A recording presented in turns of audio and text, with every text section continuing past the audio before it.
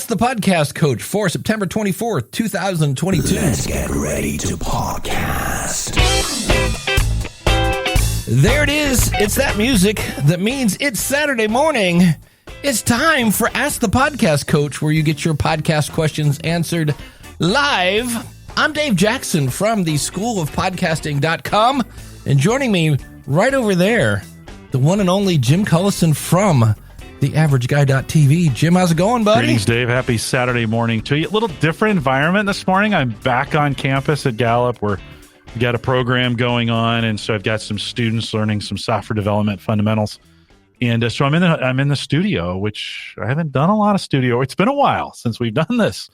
Well, what's interesting is you have a Gallup on your shirt, and then the blackboard. Is that a blackboard behind you? No, it's just one of those background, that we've these big sheets of whatever. Yeah. Because it has Gallup as well. So for a second, it almost looked like you were in the wall. Like somehow you were.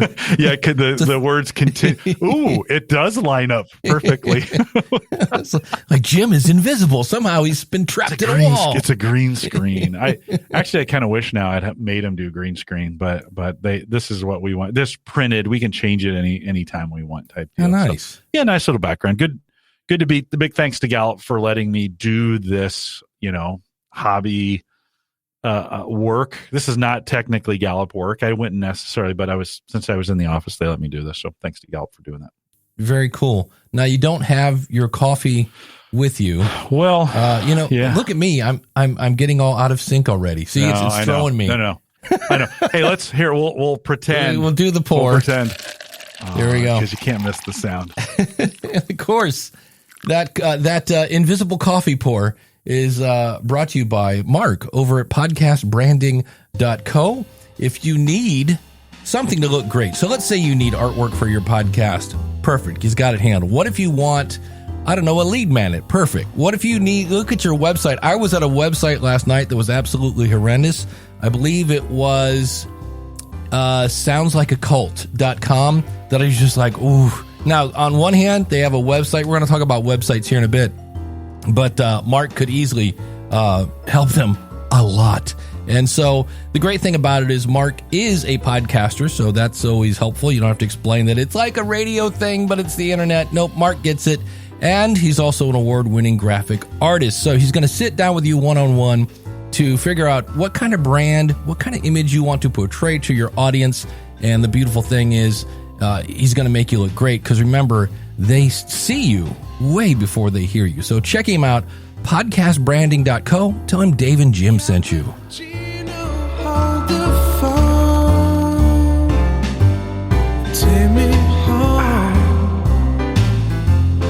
I still have coffee.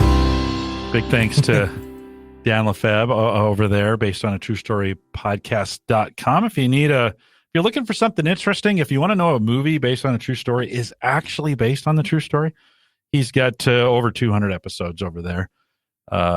Based on a true story podcast.com. Dan, thanks for your sponsorship. I swung by Starbucks this morning and got a venti cup of coffee and then poured it into the mug because I knew I had to have the mug. I can't do a podcast without the mug.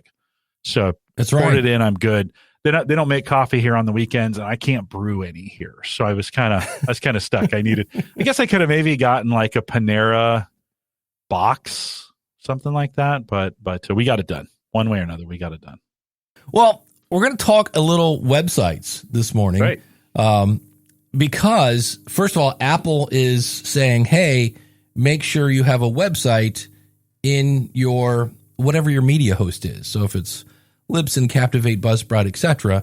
And one of the things that we're going to tie some things together because a lot of times people don't know that when you sign up for most of these accounts, they give you a website. So that's already there because your media host doesn't know what your website is. So first of all, if the goal is to drive traffic to your website, put your website in your media host because I'm amazed at how many people do that. But the other thing I want to tie this into is I get this question a lot, and that is, hey, I submitted my show to insert directory here, Apple, Spotify, whatever, and I can't find it. And at Libsyn, when you submit your show to Spotify, we get your direct link. We can, even though you're not in it, we get a direct link because you're not showing up in search. So this person really should have been coming up in search. And I was like, well, that's weird because I have a link to their show on Spotify. So I reached out to Spotify. Now I'm mentioning Spotify here. This could have easily been Apple or any other directory, but here's what they said. If you're unable to see your show or episode in search results, and you can visit the show episode via an open link, meaning the one I got, on the client, meaning, in this case, Spotify, it may be due to the lack of data or analytics required to bring your listing to the top of the search results. So think about this. There's like 4 million podcasts. They can't show 4 million in the results. So they're only showing those that match. This is usually the case for new content in indexing, as there can be a lot of results populated within the search on the client, blah, blah, blah. So I'm going to just translate that. On one hand, you're not showing up in the results because you don't have enough followers. And of course, you're going to say, yeah, but how can I get followers if I'm not coming up in the search? And this is where your website really comes into play. And that is, put a link to Apple and Spotify and Google and Amazon on your website. Now, why should you do that? Because number one, it reinforces your brand. So instead of saying, go to, find me wherever fine podcasts are sold, you go, no, go to schoolofpodcasting.com/follow, and that will take you there. So it reinforces your brand. You eliminate your audience having to find you, because I do a show called the Podcast Rodeo Show. It doesn't come up because it has the word podcast and show in it. So the only thing I'm going to rank for is rodeo. And you got to, in some cases, in some apps, you have to search for Dave Jackson for that to come up. Hence, horrible name for that show. And the third one is, if your audience is telling their friends about it and they go, oh, here's a link, and they put a link on their website or their blog or whatever, that might boost your SEO. So just a couple reasons why you need your own website, and make it easy to remember, like the averageguy.tv. Right. Instead of, it's Jim free service / yeah. Do you think askthepodcastcoach.com is too long? Like, we didn't start this show to necessarily optimize SEO, right? But yeah, let's do some self-evaluation on that. If you were to give some advice to someone else who had askthepodcastcoach.com, is that too long? The only thing, this is why I would give myself a pass, is all those words are easy to spell. That's the only reason I would go. But it's a mouthful.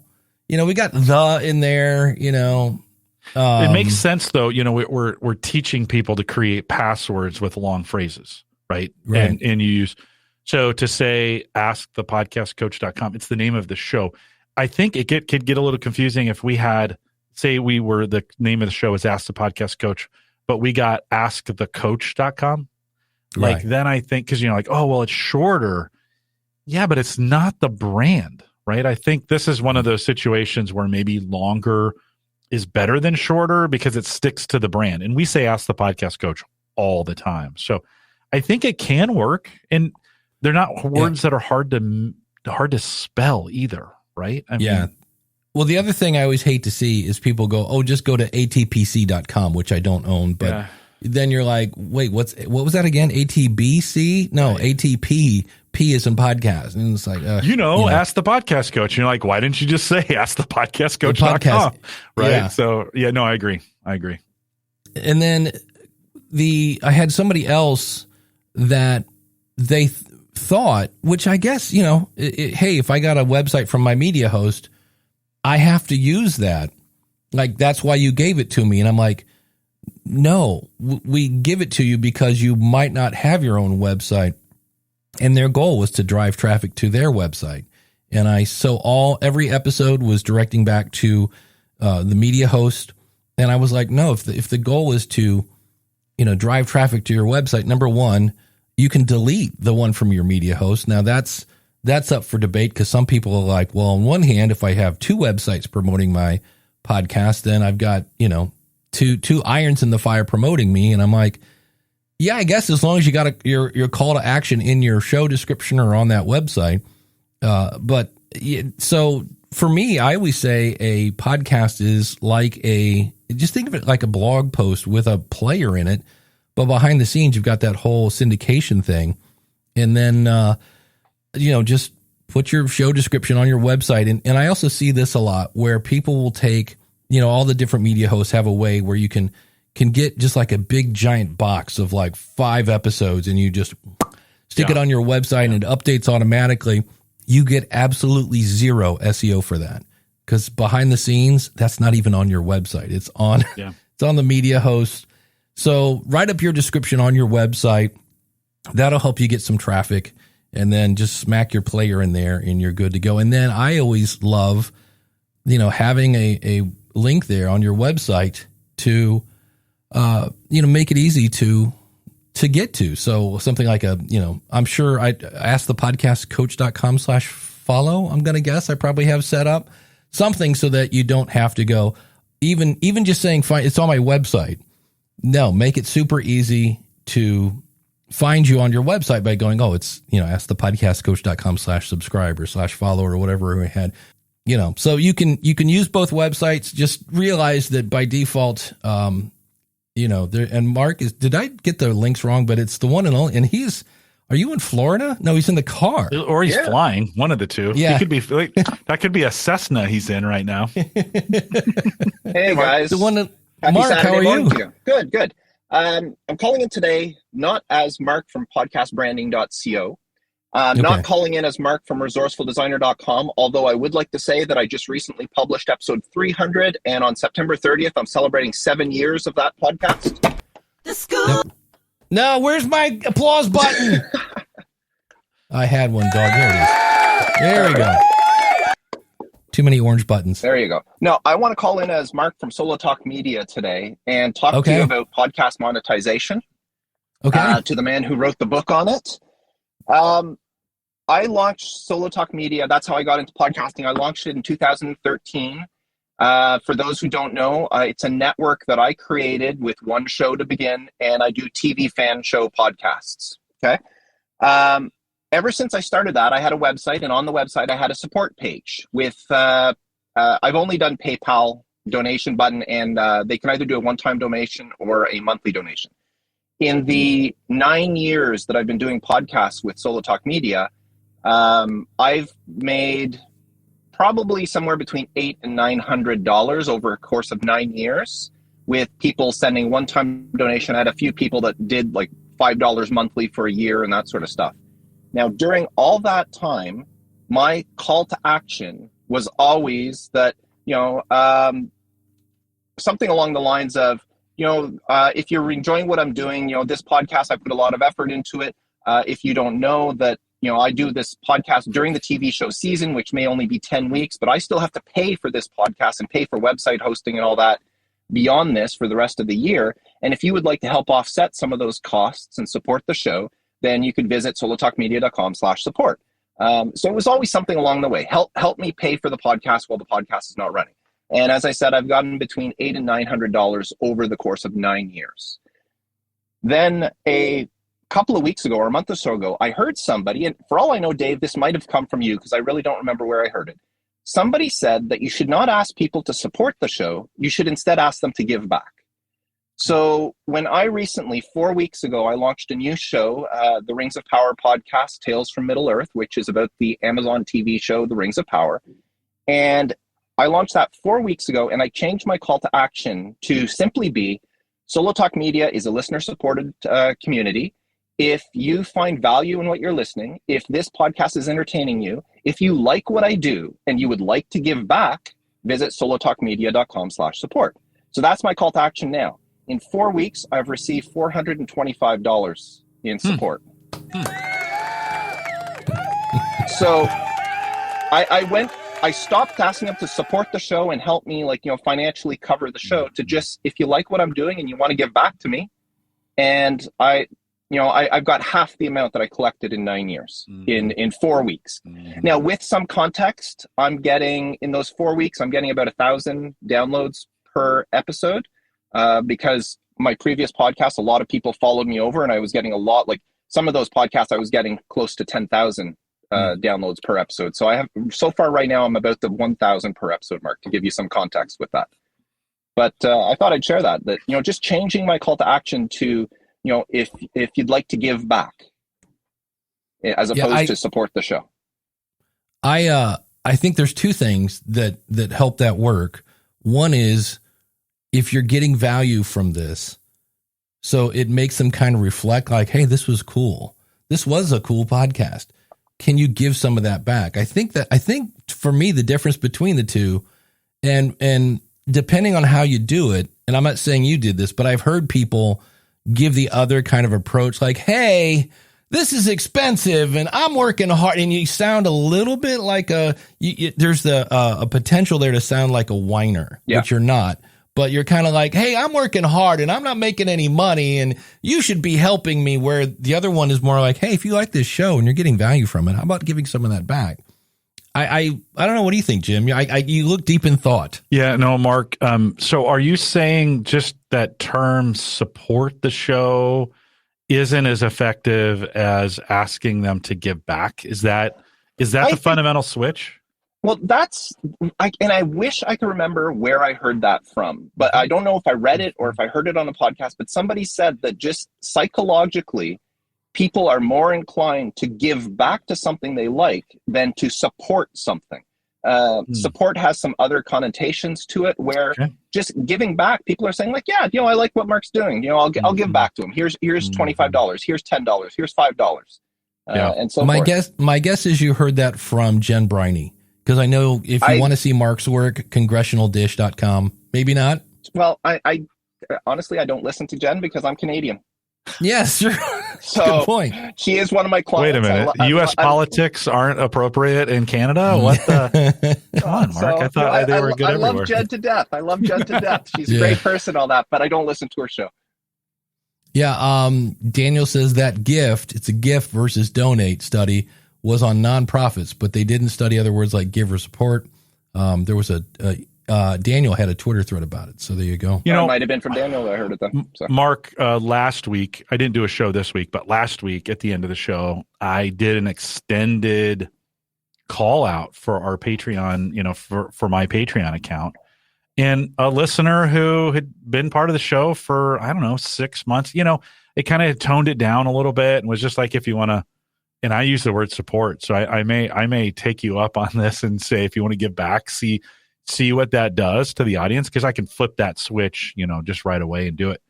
But we just did an extended call out to it. And immediately I got, somebody signed up for Patreon right there at the end of the show. And it was just because I maybe gave it a little more time too, or maybe because I emphasized it. I don't know. I think that's one of those things. Sometimes it's hard to study, but definitely talk longer about it. And I think he just thought, well, it's time I do this. I've been listening for a while. So I like your thinking on this, and I'm going to test it. I'm going to go into my script and change support to give back. Yeah. Just see what it does.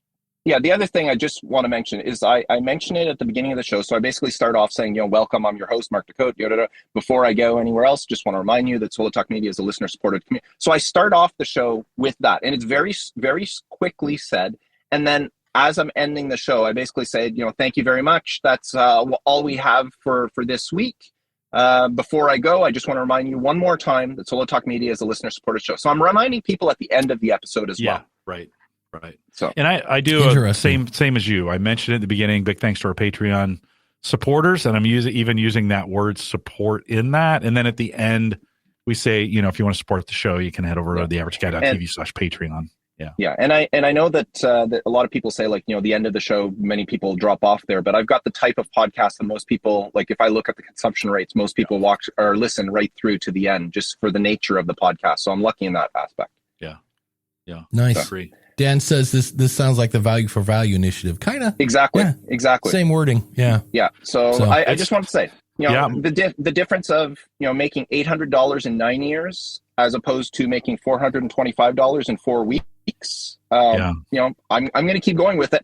Yeah. Keep us posted on that, Mark. I'd love to see if because at that run rate in another month, you should have matched to your 8-year total. And then, it'll be interesting to see, like, does that continue? Does that change the does that change it for your audience? And knowing those are all things are specific to the audience, maybe that's just that the group of people who listen to that TV show, it just resonates with them. Do you have any demographic? Do you get any demographic on that? Do you know? I don't, but I can tell you that a lot of the donations, like not everyone put a message in with their donation, but some that did have said that, I've been a long time listener. I've listened to your previous podcasts and, I've decided that now it's time I'd like to give back to you. So most of the ones who left a message had something along that lines. Like I listened to the Expanse podcast, or I listened to your Killjoys podcast, or your Orphan Black podcast.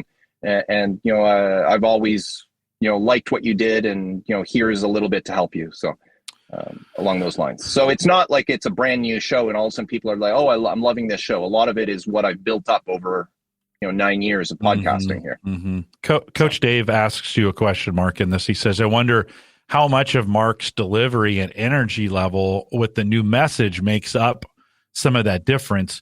Do you feel like you delivered that differently, changing it from support to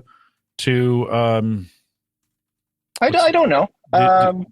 The thing is when I used to ask for the support, it would go a lot longer because I would explain that, I have to pay for the podcast hosting, I have to pay for website. So there's a lot more. Now it's just, if you like what I'm doing, if you're getting value, if you're being entertained and you want to give back, here's the link. Yeah. And that's it. That's it. It's, 20 seconds, if that.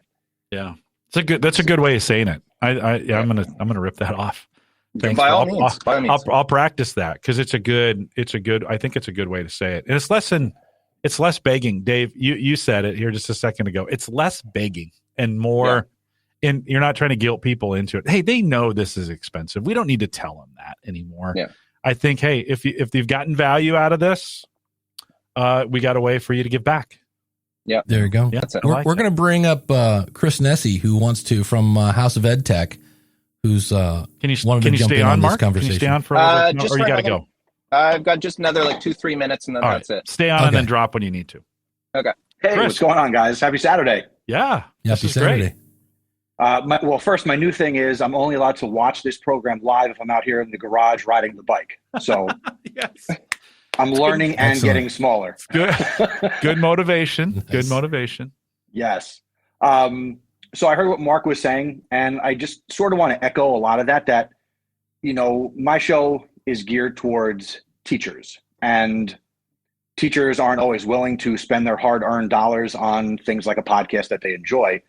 But I've also started framing it, I'd say within the last year, using Patreon as, if you're getting value from what I'm doing, because it takes me time to find the guests, do what I do in my show. If you're getting value and you'd like to be a financial supporter, here's how you can do it. And, I talk about it at the end because I feel like I heard somewhere, Dave, say, don't ask for money up front because you haven't given them any value yet, especially if you're getting, new listeners. So my approach is I wait till the end and I mention, and Dave, I steal, and I also use the term awesome supporter. And, I just mentioned that it's powered through Patreon. And, if you want to give back, here's how you can do it. And I shout out all of my awesome supporters, which again, I learned from a wise podcaster. And what I did here at the end of the summer going into the new school year was I said, still going with that, if you're getting value. And then I said, if you become an awesome supporter by September 1st, I'll put together a little, podcast swag pack, stickers, sweatshirt, mug, whatever, and send you a little swag pack. So I was able to get a couple of new awesome supporters who now will hopefully continue on supporting me on a episode by episode basis. Nice. I like that idea. Very cool. I have to head off. Thanks for having me on, guys. Thanks, man. Okay. Thanks for so jumping much. in. That's a great tip. Bye. Chris, have you seen, if you were like, have you seen Mark, so say I changed this and this changed. Have you seen anything in the last year where you've made a change and it's made a difference in support levels or anything like that? Support levels, yes. I've had a couple of people increase their support. I also, again, using Patreon, I eliminated probably maybe 2 years ago, I eliminated the dollar level. So I started at $2. And I've been debating I'd maybe whack next that year as well. I've been debating 5. maybe dropping and making the minimum 5 or 3. Yeah. But I've had some who changed their level in the last couple of years. And just by changing the language a couple of years ago to, if you're getting value, to getting a couple more. I mean, I'm not going to retire off of my Patreon supporters, but it certainly helps to, pay for Podpage and pay for Libsyn and, all those different things that, could I pay for it myself? Yes, but it's nice to have the support of the listeners. Don't you think, like, for infrastructure, I'm actually, I listened to a podcast and he says, help us keep the lights on. And I was like, if you're going into podcasting, aren't you expected to pay for some of those things? Now, it's nice, like, the give. That's why I like where Mark's going with this. If you want to give back and not make it about paying the bills, right? Make it about, like, I think as a business owner, if I'm doing this in whether it's hobby or, we don't need to get into that argument, but you said the H word, man. Regardless of why you're doing it, I think the listener just kind of expects, if you're in this, you're covering the costs. Now, if I'm getting entertainment from it, if I'm getting education from it, if I'm getting that value and I want to give back, that's why I think this is brilliant, that Mark is saying. Then it makes sense. Yeah, you're kind of like, oh yeah, I am getting value out of this thing. And as opposed to helping you pay your bills. Well, I mean, when I first started, I think I was talking about, and I've been using Awesome Supporter the whole time. Yeah. So, when I first started promoting that, yes, it was a little awkward to ask, but then I got the first one, and for a long time, I only had one, and that person got their shout out. They're still with me, as my longtime supporter. And, it just took one, and, it's, I ask, and again, it was that shift of, I used to do that whole infrastructure thing, but now it's, hearing all about this value for value. I'm not ready to take the steps and, start doing boostergrams and, accepting cryptocurrency for what I do. But Dave, on that, I did follow your video a couple weeks ago that you put out on YouTube about how to set that up. I forget the service, but I went and followed the video, set that up. So it's there. Alby, yes. And now they created a thing that shows you a dashboard so you can see how much. It's really weird because some people will give you like 2 Satoshis a minute. And when you do the math on that, like, oh, they just paid me 3 cents.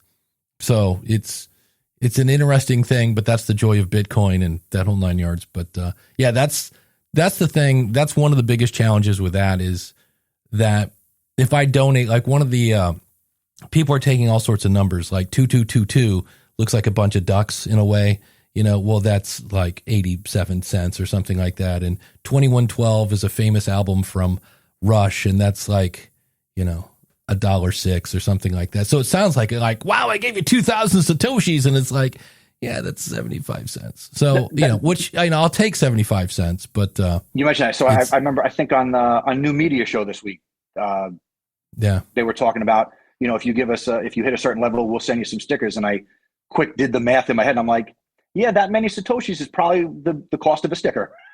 Yeah, it's about it. So awesome. Anything else, Chris? If not, we'll let you get back to the bike, man. I got to keep pedaling. And I just want to let people know that if you want to get people to support, they won't support you if they don't know that they can. So come up with your way to ask. Right. And your website is? ChrisNesi.com. There you go. And Chris is CHRIS. There we go. Yes, sir. Thanks, guys. Chris. Thank you, my friend. Thanks, Chris. Appreciate it. Dave, I got a question for you around this. Right. So part of, and I've stopped doing this week because I just ran out, but I give a little Home Gadget Geeks coin, 3D printed coin. Yeah, I remember that. And I had a bunch of them. We gave them all away. But I had a listener in Canada, speaking of Mark, a listener in Canada subscribe and on Patreon, and I had my last coin. Cost me $15 to send to Canada, right? I kind of knew it was going to be expensive. I didn't know it was going to be that expensive, but I promised, and so I sent it. Do you think it's worth it to send, in this case, that's 3 times the amount of value I'm getting out of the Patreon subscription, right? It's $5 a month.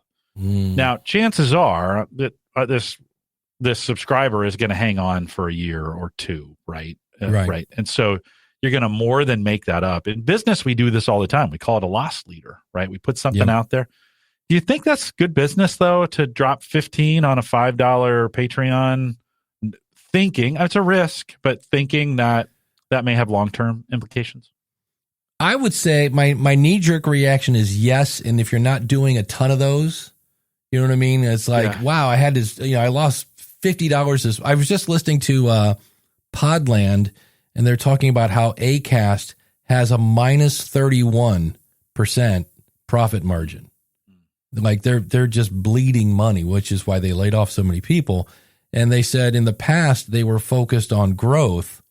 Now they're focused on, hey, we should probably maybe try to make some money with this kind of thing. So if it's not, it's going to be different as always. It's going to depend.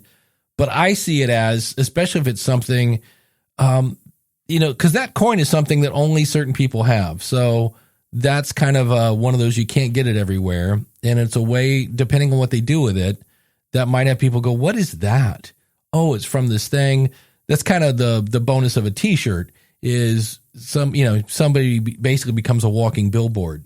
So, and like you said, I would go in and look at your patrons and see how long they stick around, make sure, like you said, if they're probably going to give you, whatever, $20 over, the next year or so or whatever. And, but yeah, I think it is. That's actually an idea that maybe I'll switch over to t-shirts, because those are easier to ship. Because like if you go through the Amazon thing, you can go in, they're shipping those things from different locations, so you don't have to deal with the shipping costs. And you can get those t-shirts down to about $9 or $10. Yeah, right? Well, it's probably closer to 20 by the time you get in shipping, depending on where it's at. Yeah. It's coming this week, because I think the shirts are better. I ordered one from Sticker Mule, and it's a little different than TeePublic. TeePublic, you can put up a store and anybody can buy them. This is basically, I want a shirt, and I basically uploaded my design and made one shirt, had it come to me. And the thing I loved about it is they were a little more honest about it. It was like, hey, it's $19 for the shirt, free shipping. All these other places, it's like, hey, it's $10 for the shirt. And then you find out later it's also $10 for shipping. But for a one-off shirt, I think, I forget who it was asked me a couple weeks ago, where does Dave get all of his cool shirts? I make them. I just go to, so I have one now coming from Sticker Mule. Yeah, so I think anytime you can get stuff. But Mark got me thinking, I'd have to see if I have enough books now. I should make it that, anybody that signs up for a $20 thing, that would pay for shipping for a book. Yeah. Like you get a book. Do you have a box? Do you have a box of those things? I have a box of books. I have a box in my car. And then I have from Sticker Mule. Can I get them in time? Anyway, I have bags that say School of Podcasting on them that I use to mail them out. Okay. So it's nice. But that might be a thing. Yeah. If I did, I'd have to go look and see how many $20 supporters I have. That might empty my, and then you get into a weird thing if I go, hey, starting now, well, everybody who's been paying me $20 for months, like I know Glenn already has one, but I have to look at all my other $20 supporters. And maybe you can give them the option. So when I was giving out this coin and I would get overseas, I'm in the United States, I would say, hey, and I even asked this new subscriber, hey, do you want the coin? He goes, well, if you can ship it to me, that'd be great. And so, but I've had others like in Australia go, yeah, that's not going to be great. Don't worry about it. Like I got it. Type. That is true. That's a good move because we were at Content Marketing World, myself and Rob Walsh, and we were getting down to the end of the t-shirts, and we know that the next time we go to an event, we're probably going to get different colored t-shirts. It's the thing that Libsyn does. We change the colors out every now and then. And so we just started asking everybody, would you like a free t-shirt? Would you like a free t-shirt? Would you like a free t-shirt? And we had some people like, you know what?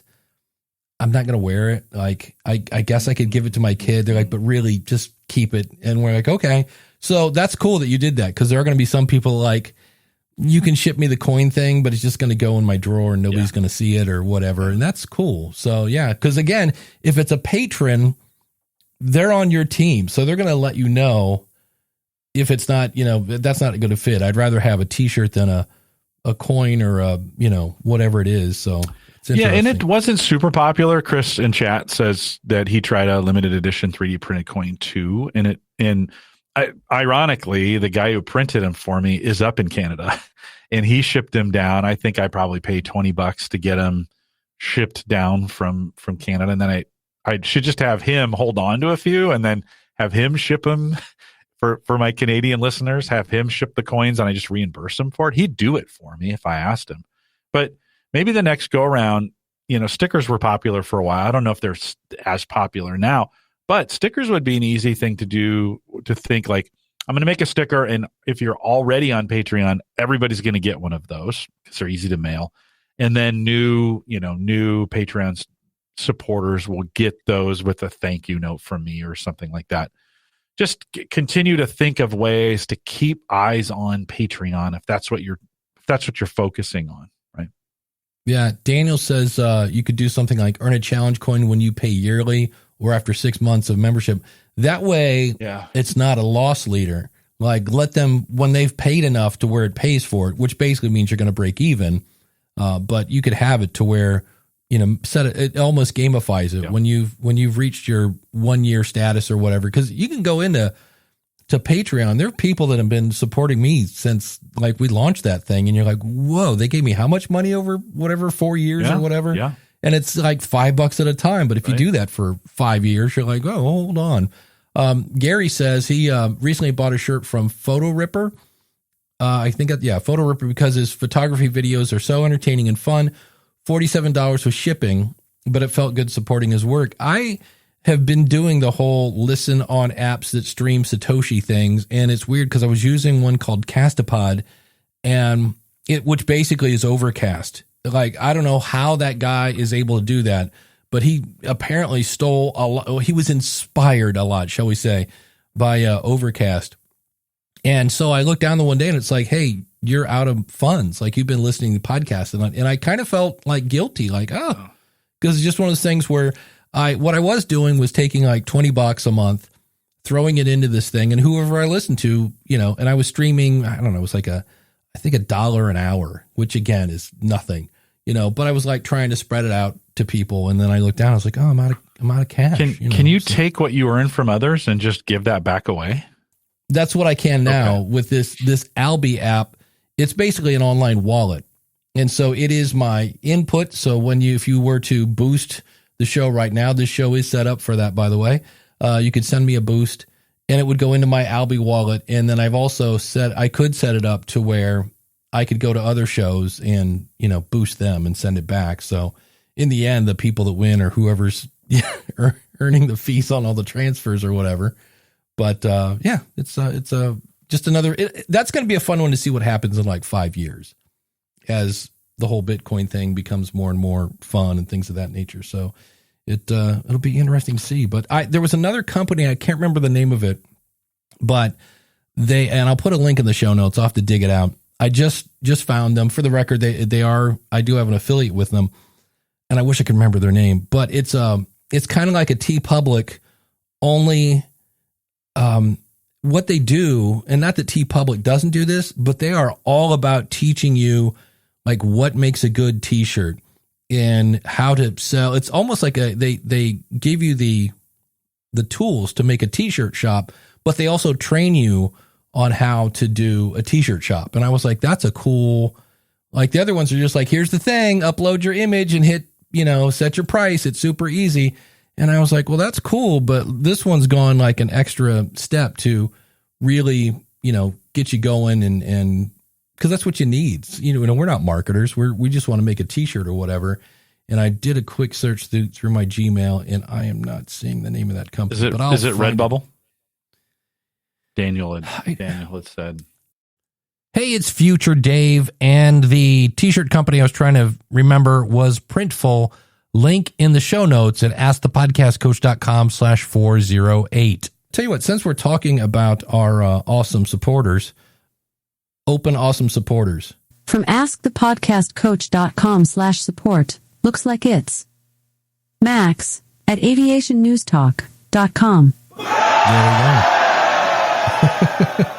Max is a good guy too.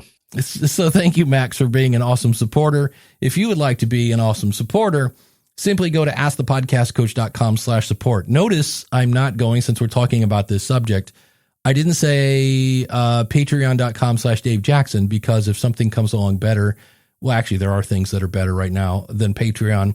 I'd be kind of stuck with whatever 300 episodes of me saying patreon.com/Dave Jackson. Instead, askthepodcastcoach.com/support.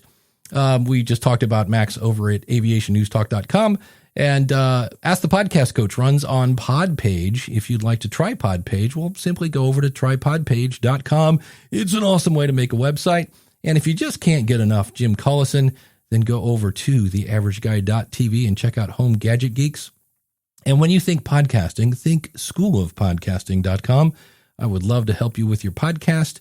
And if you'd like to be an awesome supporter, again, askthepodcastcoach.com/support. I guess what I should say is, if you find this show has any value to you, if you're the person that comes up to me in a conference and goes, I just want to thank you so much for everything you do in the podcast space, there's something you can do to really show your love for the show. And that's go to askthepodcastcoach.com/support. So there we go. I think we can hear you. Hey, can you hear me, Dave? We can hear you. Good to go. Okay, I know that my camera is very, very blurry right now because that's all right. There's some goop on the lens. I wanted to go from the very beginning of what you guys were talking about at the top of the show about podcast names. And sometimes it's good, sometimes it's bad to have a name that is so confusing because it's very much like the podcast name that you may have of someone else. Key example, and this is my lessons learned. Podcastreporter.com is the name of my podcast. You're familiar with that, Dave, obviously. Oh, yeah. You too, Jim. But do you know who had the name podcastreport.com? That would be Paul Culligan. Exactly. And he stole it from someone else. Podcast Report was created years before, but he just took it because the other guy did not do anything with it. So I've gotten a lot of traffic from people who were initially searching for Podcast Report. Instead, they came to Podcast Reporter, and I've gained them as far as new audience members, and they've been subscribing ever since. And I don't have a subscribe button on my podcast show, so I've been getting good numbers. And Dave, you've been there before. You've seen the posts that I've had there. Yeah. So sometimes it can backfire on you, and sometimes it can actually support you in getting more subscribers who actually like your show and stick with you. There you go. Okay, that's excellent. Just what I wanted to say, and I'll try and clean up my lens. I don't know what's. Well, that's all right. It just looks like you're in witness protection or something. Yeah, well, I'll try and clean it up. I've got another Zoom meeting that's going to be happening later on. I don't know what happened, but I had all twisted up. I had to restart my system in order to get all the assets working. Have you had that problem with a lot of your connections? On occasion, I always try, if I'm doing the more important the meeting, the more I am to restart my computer in the morning just to start off fresh is a lot of times how I do that. Yeah, so, I think the one thing I should have done today was actually have that voice changer, the one that gets your voice like this and the witness protection program. That'd have been good. That'd have been really good. Anyway, thanks, guys. We'll talk to you guys later. I'll let you get to the other guy, right? See you, Fred. Take care. Well, he makes a good point, and it can go both ways. Like it can, what may help you may hurt you, and at the same time. You may be close enough to someone's site where they're getting confused with yours and going to theirs, or that may be vice versa. So, by the way, sometimes there's no way to avoid that. Like you just, you can't. I interviewed some folks last week they have Home Tech, and that was the original name of Home Gadget Geeks. And they took it. I stopped using it, and they took it. Could there be some confusion from when I first started? Sure. Do you really worry about it? I don't know. It's a good question. Yeah, I know right now if you type in School of into Apple Podcast, you're going to see greatness because of Lewis Howes.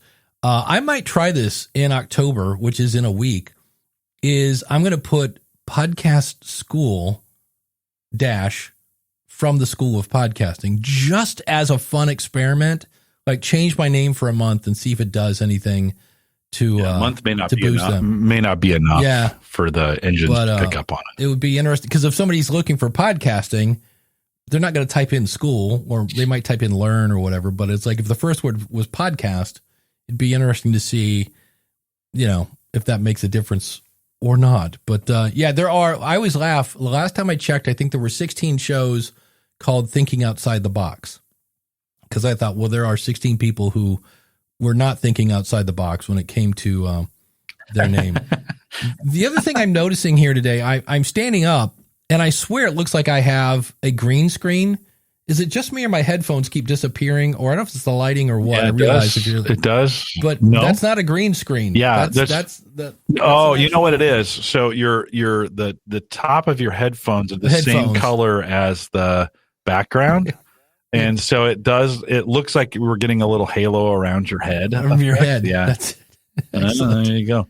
Why? I was gonna ask you if you were standing up. You sway when you're standing up, right? That's the problem. Yeah, I realize that, and I have to move to be in the center of the screen and the center of my backdrop. I have to stand over like another foot. But yeah, I sway a lot, and I have to remember to stay next to the microphone a little more.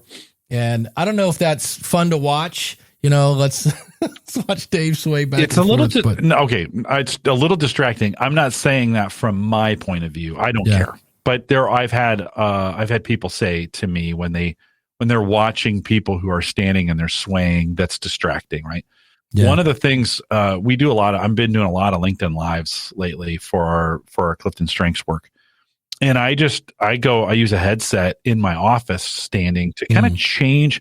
Like, we want that LinkedIn Live to have a different feel than Called to Coach.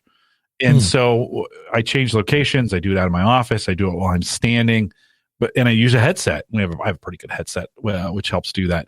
And it just kind of separates the two. And I move around a lot more when I'm standing, but it seems to work. Well, the other thing I do is like I'm pushing buttons and I'm looking at chats and things like that. And when I do that, I tend to move just ever so slightly. Yeah. I did find out, because we've got 28 people watching on Wisdom.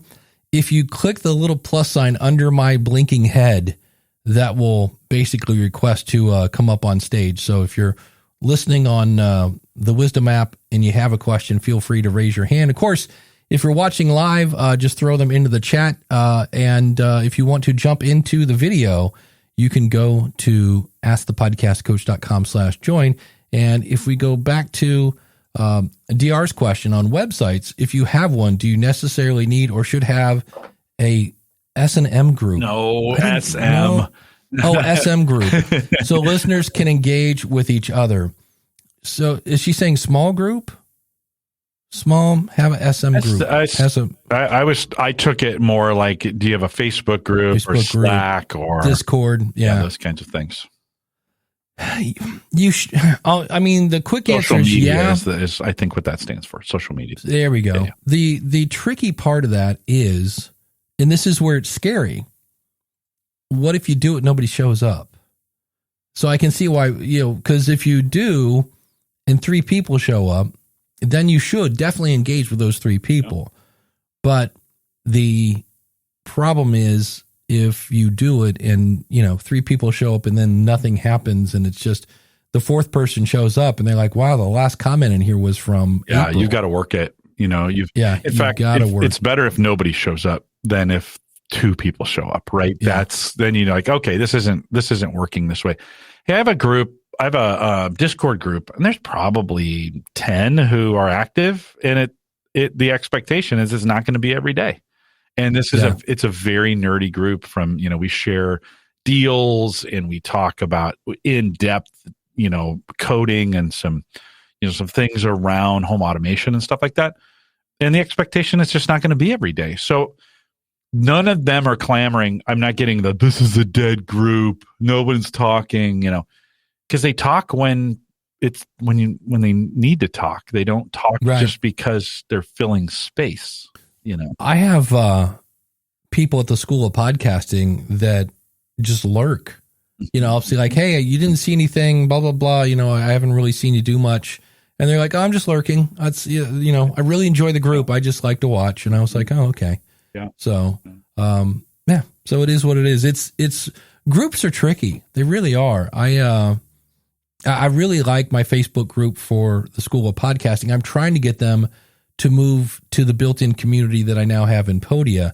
And that's that's a fun little, as much as we all complain about Facebook, we're already there. And so it's one of those things where when you log in now to the School of Podcasting, it instantly takes you to my built-in community. So it shows you, and I'm basically just posting things in both places at this point. But that does a good job of kind of getting you to like, hey, speaking of, I'm already there. But there are people that have at the School of Podcasting that have blown through every bit of material I have, and they're just there for the community. So they're not logging into the, to see more courses because they've already seen them. They might log in to get the schedule of the group coaching or whatever, but they're not getting that smack in the face of the community where they just log into Facebook and there it is. So, yeah. And where you go isn't as important as will they follow you there? Like, DR says, Circle. Well, that's another social platform, right? And they've got some good stuff going on with Circle. Like you could do a lot with Circle, right? My original, here's a great topic. No matter what you do, no matter what microphone you buy, website you do, whatever technology you buy, as soon as you buy it, within 6 months, something's going to come out that you go, oh. Yeah. Because I spent almost a year researching and moving. And I was 99% done. I was going to flip the switch on Teachable and Circle. And I hit a snag with Teachable, and I wasn't really happy with the way the courses looked in Teachable. It just, and their answer to everything was you can hire someone. And I was like, I'm already paying you $80 a month. I already hired somebody. How can I get this blue to not be like, I would have blue buttons with blue text. And I was like, come on, that's got to be an easy fix. But anyway, so I switched to Podia, and I had a friend of mine that said, man, I'm telling you, Teachable and Circle is the way to go. And I was like, and I couldn't get people off of Facebook. I'm like, I'm not going to pay $80 for Circle if nobody's going to use it. But I joined its learn.community. I wish I could remember Tom's name, but it's the guy that teaches community, like how to build a community. So good. I've been there a week and learned a bunch of stuff. And he's a big, as you might imagine, Circle guy, because Circle is hands down, from what I've seen, the best tool. Not Slack, not Discord. It looks cool, and there's so many options. And now you can live stream right from Circle. And of course, they now enable you to sell courses. And I was like, you gotta be kidding me. Yeah, it's a really cool service. And I still, there's a part of me that goes, maybe someday I make just a podcast community. Like I see people do this, like masterminds. Yeah. And but that's always kind of interesting because you have to kind of interview the people and blah, blah, blah. And it'd be another thing. And that's the other thing I've noticed is that whole like, oh, I know how to do this. It'd be easy to set up. It's like, yeah, but you need to leave time to, well, promote it and stuff. Totally. Throw Dan's question in there. He says, is there a point? He says, Dave Jackson, is there a point where you stop, Facebook? I didn't sign in as me today, so I can't get to the questions. But is there a point where you stop Facebook for the new community, even if everyone's there, even if everyone doesn't move over, or will you always post to both if you can't get everyone to move over? And this, I think it's a super valid question. Like, at what point do we stop, or do we stop using Facebook? I think, how are you going to do that? That's the. There are a couple things that I wish, like Podia is pretty mobile friendly. Like you can go to you could, put Podia on your whatever desktop on your phone and join the community that way. It's not as cool again as Circle, but that would be a way where I could just go, hey, here's what I want to do is, and I'm thinking 2023, just make a quick newsletter. Here's what happened at the School of Podcasting this week. So-and-so is trying to connect his mixer to a such and such. Jim was wondering what's the best tool for such and such. Mark had great success asking for value, and then have links to those topics in the community, kind of a, hey, here's what you're missing by not being in the community. And then also, I know Circle does that.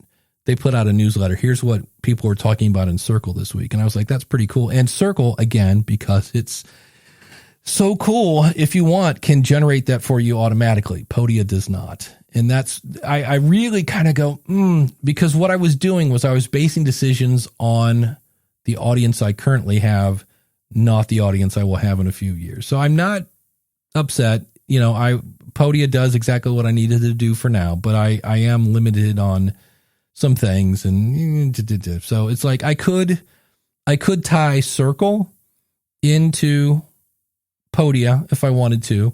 But I'm already using Volley. I do a lot of coaching using the Volley app. And I was like, look, I can't have Podia and Volley and Facebook. I was like, no. So, because originally I was going to set up my community in Volley, which is a great app. And when I just saw how hard it was to get people off Facebook. But what's cool is Tom, the guy from this learn.community thing, sent me a personal thing, and they've talked about how to get people off Facebook. So, I'm looking into that. It seems like a really helpful place. So, and I'll have to go look and see if Tom has an affiliate program, but I told him, I said, his onboarding, and that's a lot of times why I will buy podcasting courses, not because I want the content. I want to see what their onboarding process is, because it's the teacher in me. DR says, in a course that switched from Teachable. Wait, I missed her first thing.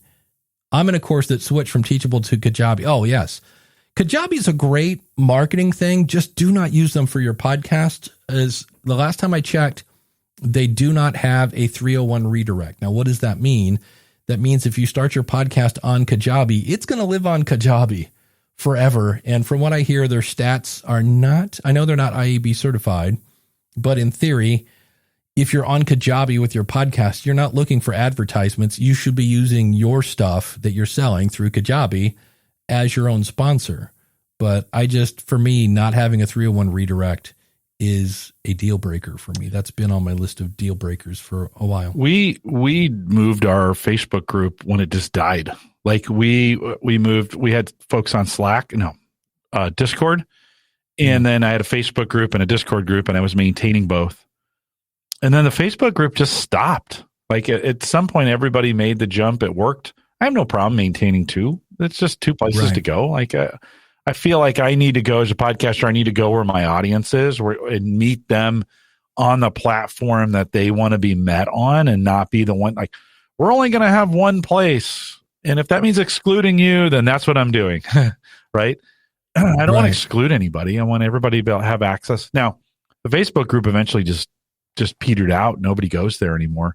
And the Discord group has more, people on it. So I think sometimes run them until they just kind of run to their natural conclusion. And if they stop, close it down. You don't have to, if you haven't had any message there in 6 months or a year, like, hey, we haven't had any messages here. I'm shutting this thing down. Yeah. DR asked, what does IAB stand for? Interactive Advertising Bureau. That's the people that kind of came up with the standards for podcasting. That's the one where you have to listen to a minute or consume a minute of content for it to count. So if there are no streams, for the record. When somebody clicks play on a website, it is it's downloading it in chunks. Progressive? Do they call it a progressive download? Thank you. Yeah, it's a progressive download. And so somebody has to listen to a minute of that to count as a download. Now, if they downloaded it, well, the whole thing's downloaded. So it counts as a download, even though they didn't listen to a single second of it. So it's not perfect, but it's better than, there is a thing going on right now that somebody's trying to make an open version of stats, and good luck to you on that, because the first thing I saw when I started working at Libsyn is I see the number of downloads that a file gets, and I see the number of downloads that count, and it is a huge difference. Like there are all sorts of bots and their cousins and their aunts and uncles. The whole bot family is coming for your MP3 file. Yep. And I was like, holy smokes. They're like, yeah. And then it's kind of expensive. You have this list that you sign up for that knows where all the bots are, so you can help them. And so I forget, it's open 3P something, whatever thing they're trying to make it. But So Randy asked, what am I using for courses? I was on Thinkific. the reason I moved from Thinkific, and I'm not making this up, was my bill went up about $80 because they charge you a dime for every person over, I believe it was 100 students. And they counted my affiliates as students. And I was like, what? And to me, I was like, that doesn't scale. So I moved to Teachable and never flipped the switch. I was this close. And that was the other thing. I went to import my people into Teachable and they wanted me to upgrade. And I went to get my students into, no. So I moved to Podia. Podia is very simple to use. Lots of powerful things. Like if I wanted to, I could probably dump my ConvertKit and use them for my email program. It's great for lead magnets. I can sell webinars. It's really simple. It's not like it does what it does well, but it's not super customizable. Like I found a cool script that I could buy at AppSumo, and you have to put like a little bit of script in the head of your computer or the head of your website. You cannot do that on Podia. They do not let you put anything in the heading section. And I was like, oh, and I kind of emailed them. I said, hey, I think I found the first thing I don't like about Podia. And they're like, yeah, that's kind of our Achilles heel. It's not meant for super geeky people. And I was like, oh, I'm not super geeky, but been kind of that. So, going back to our conversation about different Facebook groups and such, she's trying to get used to Discord. The thing that gets me about Discord, man, that's ugly. Like that's it's intentionally ugly. I mean, they don't. Yeah. It's not designed. It was really it's a response to the commercialism of Facebook and those other spaces, and so they try to keep it very slim. It's very light. It's about features, not about form. And so, but you can broadcast on Discord. You can do audio and video. I mean, there's some cool things you can do. But it comes from the geeky, like Discord comes out of the gaming community. Right? Oh yeah, for sure. Yeah. Daniel says that when he ran Podcaster Society, he started with WooCommerce memberships, but then switched to MemberPress. That was a seamless switch for my audience because I own the platform and the data. Yep. Yeah, switching from one platform to the other is no fun because in my case, I still have, I think, 6 people that they created a subscription, which is in Stripe, from Thinkific. But then I moved and I can't tie their subscription to Podia. It's just, so I've been emailing them nonstop going, hey, which is interesting because it then dawns on you that these people are paying you and not doing anything.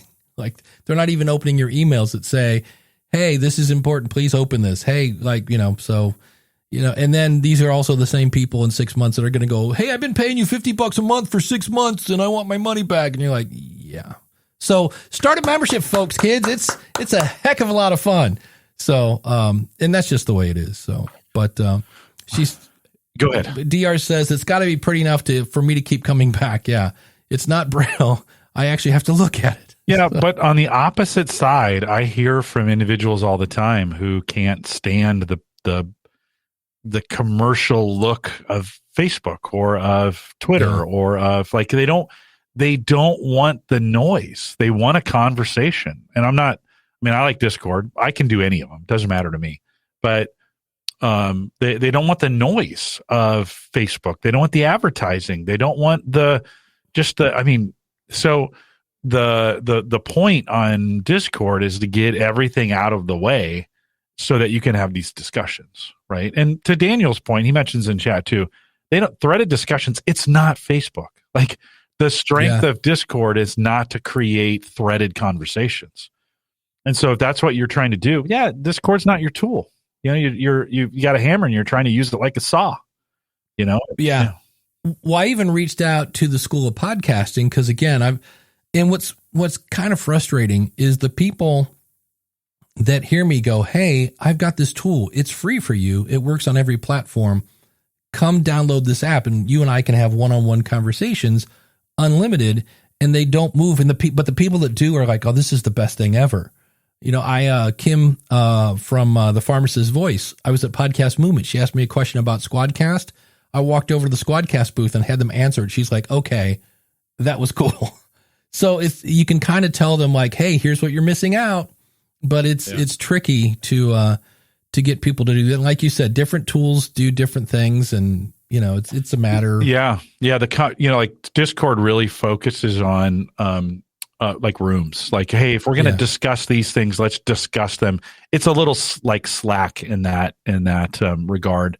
Now they're all kind of blending together because they've heard all the feedback and they're all trying to be like each other. So you can do it that way. Like Stargate Pioneer says there, but it's just a different way of looking at it. And there's no one that's great. Yeah. This is the one thing where, two or more are gathered, there will be somebody complaining. So like, well, but you mentioned Facebook, and I had somebody, I forget who it was, what group I was in, and they said, I want to participate in a group. Like somebody made a Facebook group. And they said, I haven't been on Facebook in years. And the minute I logged in, it was just like everything I don't want to see just buried me. And they're like, it's a bummer. So there are people that absolutely hate Facebook.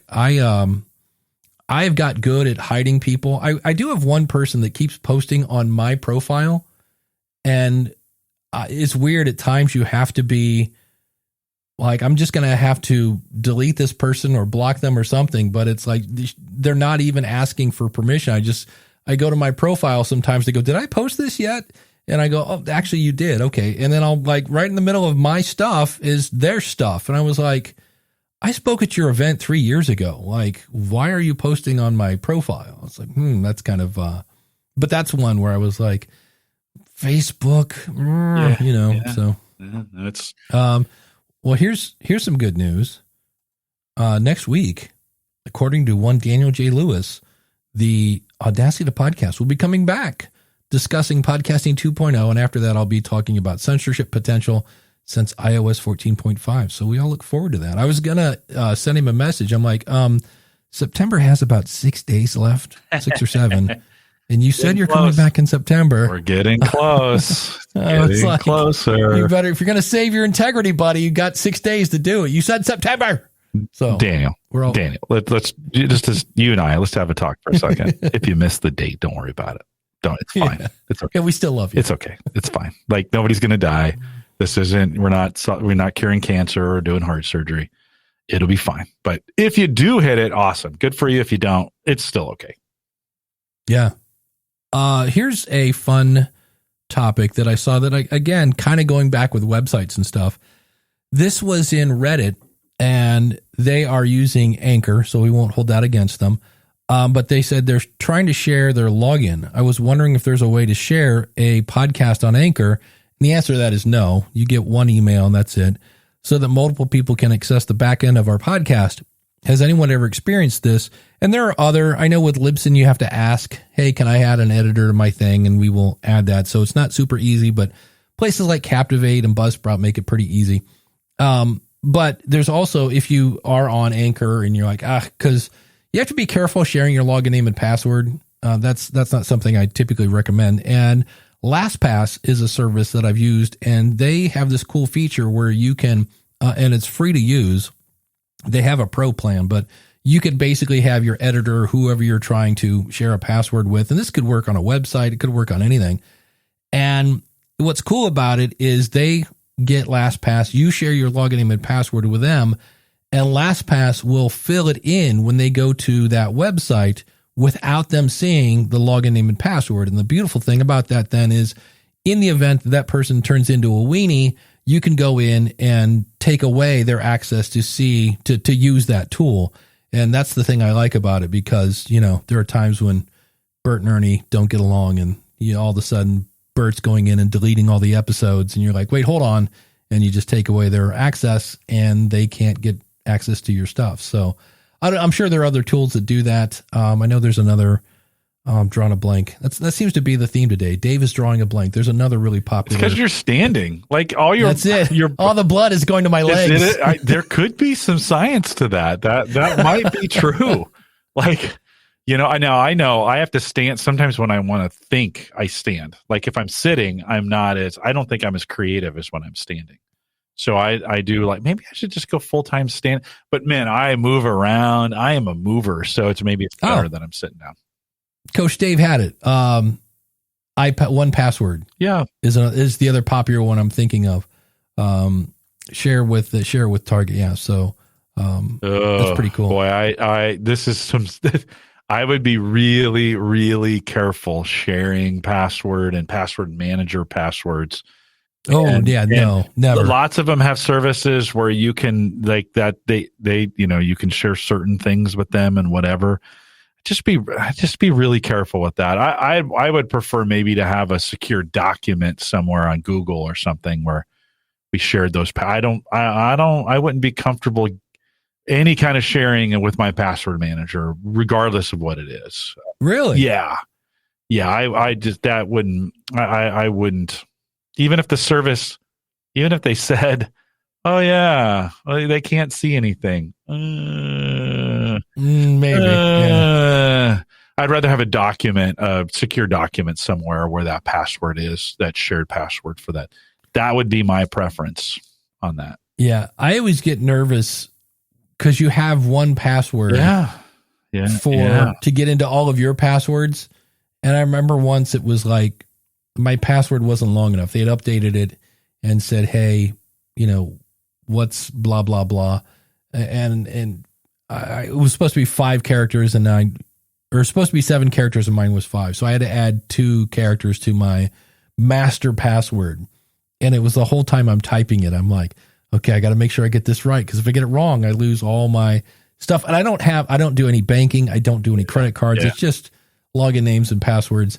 Let's see. Hold on. Let me finish this thought. Okay. I'm also not a big fan of shared accounts where you have admin and a password and you have 3 people who know if I use admin, I use this password. Now I know that's the only way to do things from time to time, but that's also not a great way to do things. You want named accounts, like especially on your website, like especially if you're running WordPress, you want named accounts and you want to be able to track that just from who's who and who's doing what and how did people do those kinds of things. So not a fan of that either, where we have one account, one admin account that's admin and everybody has. Oh, never. Right. Yeah. No, you don't want to do that either. So I know you can't. Sometimes you can, but yeah. Daniel wants to make sure we're on the same page. We're not saying share your LastPass password.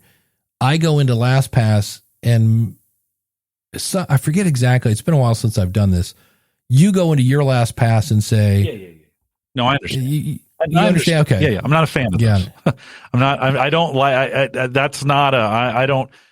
I don't want it. I'm like, especially with those passwords, I'm just a little, I like the walled garden there. And I don't want anybody having access to my passwords through that service.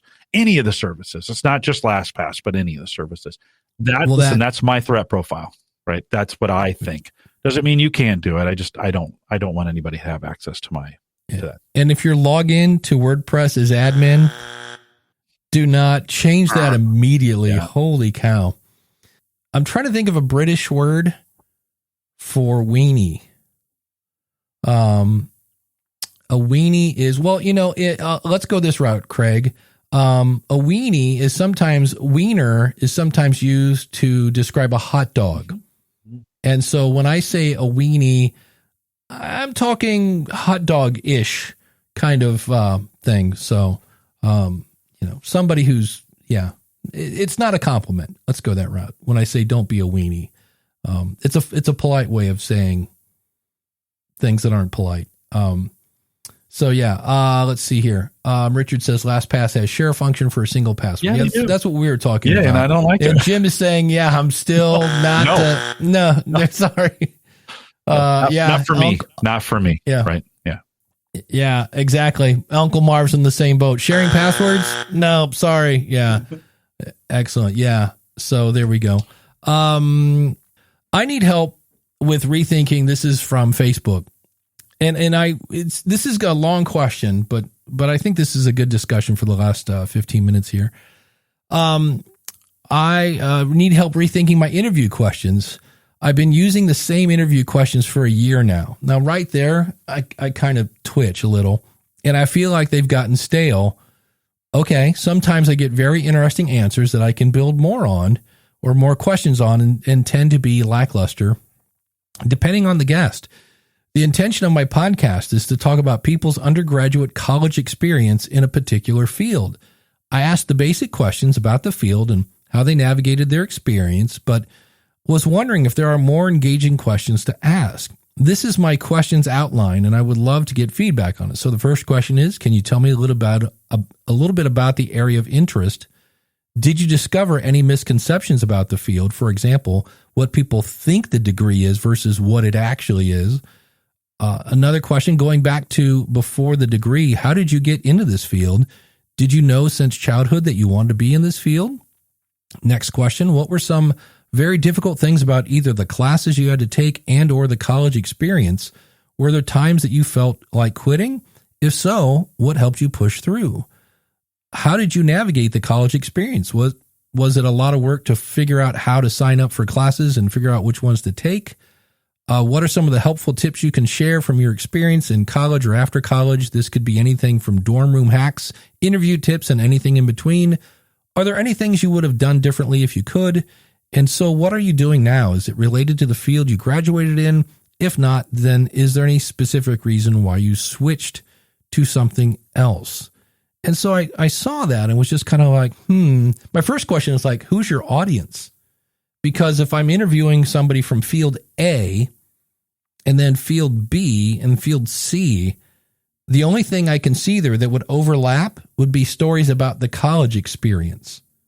Because they're talking about, well, I thought I was going to be a software engineer, and then I got the degree. I ended up doing blah, blah, blah, I don't know. I get the whole John Lee Dumas, let's ask the same questions. But to me, I picture an interview. Each one is unique based on who you're talking to. I don't know, Jim, do you have any questions that you use all the time? Yeah. Well, here's the thoughts on the question. If you want to take your questions to the next level, and this is actually something we do a lot here at Gallup, so it ties in since I'm in the studio today.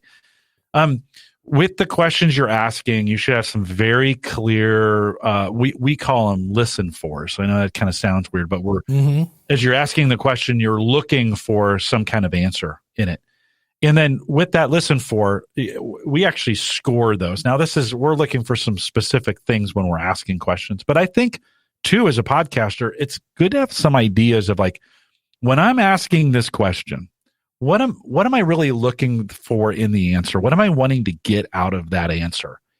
And as they're giving it to you in your brain or even on a piece of paper, have a rubric that you're saying, okay, these are kind of some of the answers that I think that I'm looking for, and give it a score. If you don't get the answer you're looking for the first time, that means you need to rephrase the question and do it again. Come back, right? But what I really meant is this is kind of the next level in asking questions. I think some people think, I'm going to ask a question, I'm going to get a great answer the first time. And that's not always true. Right? And so this is that next level of follow-up questions. You might even want to think, am I phrasing that question? If you keep track of the way you ask that question across guests and you're not getting a good answer the first time, maybe your question's bad. So it gives you an opportunity to go back and say, hey, if I ask the question differently, do I get a better response? Because we know in survey research, the way you ask the question is almost as important as the answer that you're getting. So score yourself on asking that question and then go back in and tweak it, test it, see if you can get a better response from guests. You may be confusing your guests in asking the question. And so if you can, I mean, again, it's the next level in doing this. You've got to kind of disconnect from just asking the questions and actually listen and then score the question. But I think it's a great way of kind of taking your questions to the next level, Dave, and then start saying, am I asking the right questions? Because what kind of response am I getting on it? Score the guest on the answer. No, that's just my thoughts. Yeah, I like that idea. And I always say, somebody asked in Facebook as well, like, what's the best tool for editing? And I said, the best tool for editing is not the technology. It's knowing who your audience is so that you ask the right questions so that you don't have to edit out the stuff that doesn't, rain or things of that nature. So, Yeah. And then I'm with you. I actually have there's a sheet at the School of Podcasting where it basically it's used for people that did an interview. And now I want to go back and kind of score myself on how was this interview. And the first thing is, okay, who's the name of the guest? Why did you bring them on? What were you hoping to learn? Yep. And then you look at your questions and just write down, just jot down a quick summary of what they answered. And then you can kind of look like, oh, I brought them on to learn about this. And about here, I got sidetracked and we ended up here. We never really brought them on. Eric Newsom has a book called Make Noise. And he says, when you look at your guest, what's the one question that only they can answer? And I was like, ooh, I like that one. That's a keeper. So, well, you only get there if you actually go back and critically listen to yourself. Do the interviews. Like that is, you could do it live, but that's a little distracting. Our selection analysts who do that process here, they actually do the interview and record it, and then they have to go back and score it. And so it's part of and you can't score it if you don't have a rubric. And a rubric will force you to think through like, okay, if I ask this question, a 1 would be this weak answer. A 2 would be a little bit stronger. A 3 would be right. Just that discipline of going back. When I was doing job interview, I did a lot of college students that were interviewing for jobs to be interns. When I began to do that, I had a standard set of questions I asked. When I began to do that and then I would score them, it really forced me to think like, is that a good question? Is that getting us anywhere? Like when I'm asking that, is it really getting us to the point of what we're trying to do in the overall interview? And I think it just helps you think critically about your own questions. And you're like, yeah, but Jim, I do a hobby podcast. Doesn't matter. Like you can learn to ask. I know you can learn to ask better questions, but you have to critically go back and listen to yourself and then say, oh yeah, I could probably do that. But a prime example is when Mark came on this morning, like that tidbit of information about like, hey, not saying support, but saying give back. Well, it gets me thinking like, okay, do I need to rephrase the way I say that? Because it's important. Yeah. And how you ask your questions is important. And Coach Dave was saying this multiple times in the chat. It's amazing how, especially when you get into like conversions and anything with sales, it's like that call to action or the question or it's, little words can make a difference. I know, with websites and stuff, it's like, oh, we changed the button from red to yellow and, conversions went up by 13%. You're like, really? And they're like, yeah. I'm like, so testing that stuff. Yeah. We know in survey research that they ask the questions exactly as they're written, and they're like, we can't now. It's a different purpose, right? We're not recording a podcast, but I think we can take some of that discipline from surveys and say, do we ask the question? I think in a lot of cases, like stop asking the question over and over and over again when you're asking it, because a lot of people are like, hey, I'm going to give you my life story, and then I'm going to ask you a question, and then I'm going to repeat the question, and then I'm going to answer it for you, and then I'm going to ask you, what do you think? And it's 25 minutes of you asking the question and 3 minutes of them answering it, right?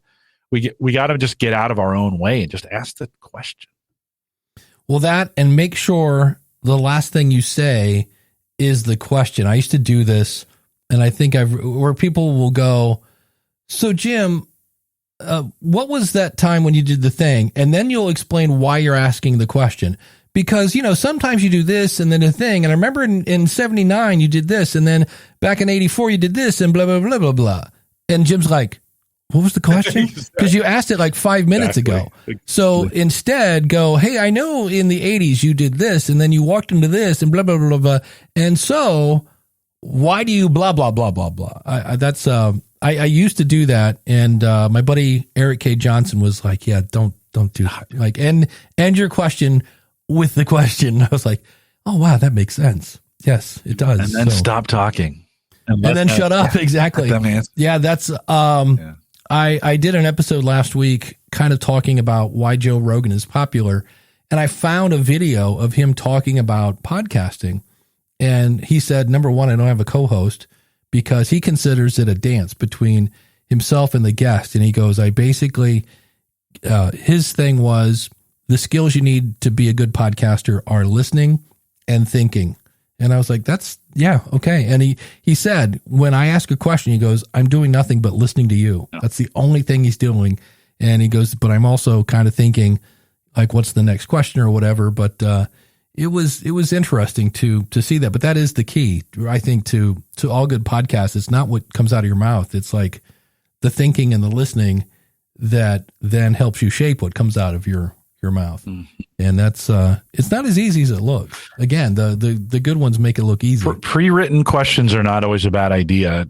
I don't know if you want to read them, but having them and keeping them short-ish based on the context of what you're trying to do, I think is a good discipline. You know, what we mentioned Otter for the last couple of weeks in a row, we mentioned that. And one of the nice things is they give you a percentage of who talked in there. You know, if you're cool enough to be in the beta. Is that what it is? Yeah, you're not. Well, it's coming this week, September 27th. It'll come out of beta. But I asked them, I'm like, hey, my friend's in beta. He's got it. FOMO, I'm on the pro plan. FOMO. Yeah, exactly. Well, I was like, hey, he's got it. And their answer was, yeah, it's coming out of beta next week. And I was kind of like, yeah, I want it now. Like, they're like, nope, sorry. Well, it's a cool feature that allows you. And I think that may be because I was grandfathered in. We've used Otter for a long time, and maybe I was grandfathered in early on. But that percentage is just good to look at and say, if I'm talking 60% of the time and my guest is 40%, I'm not saying that's for sure. I might have a talking problem. Yeah, I might have a talking problem. Little controls issues, maybe just a little bit. Oh, that's funny. Jim, I need you to answer. I know you've answered it before. Let me put up a marker so you can answer it now. Have you ever taken action towards a podcast after hearing their promo on another podcast? Oh, for sure. Like to go listen. Yeah. Well, there you go. I thought you were a big no on this one. No. I mean, so like I've heard somebody on a podcast and I I should go listen to their podcast. And see, but that's hearing them as a guest. Oh, you're meaning like a promo? Yeah. Like you hear it's like, hey, do you like, blah, blah, blah. No, well, then you need to listen. That's definitely a no. I don't know, Dave, for sure. Maybe I have once. I can't remember, but I wouldn't say that's most of the time. It's because I've heard the guest and I'm like, oh yeah, I need to go listen to their show. Got it. Dan says something he finds helpful about questions is having backup questions. It's okay if I never ask them, but some people answer questions so directly that we run out of questions. Yeah. My whole thing is I have like 5 or 6 questions on a piece of paper to my left. I have a pen that doesn't click and a piece of paper in front of me. That's how I do it. And that first question is the one I'm definitely going to ask. That's my first question. And that gets me going. And then from there, I just listen. And if there's a follow-up question, I ask it. If not, then I go back to the list. But the whole point of the pen that doesn't click and the pad is if they do say something and I'm like, oh, I want to ask them about that, I write down one word to trigger the question so I don't have to remember the question as I'm trying to listen. And so I just might write down one thing. I remember I interviewed somebody. She said, I just knew I had to do something to make myself stand out. And she kept talking about the story and I just wrote down one thing. So as soon as she got done with the story, I was like, okay, what's the one thing you did that made you stand out? So that's how I do that. But I always consider the 5 or 6 questions I have ahead of time as kind of the game plan.